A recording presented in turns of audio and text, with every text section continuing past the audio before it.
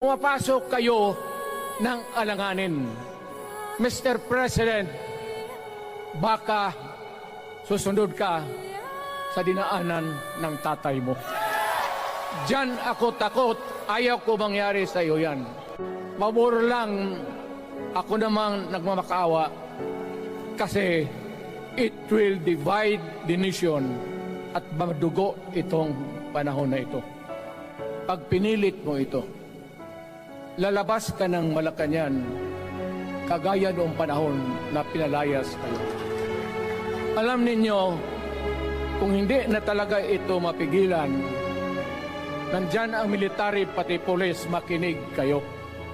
Pag-aralan ninyo kung ano yung pinapakain nila sa taong bayan. At pagka nakita ninyo kung ano ang mali, you correct it. Nasa inyong kamay na yan.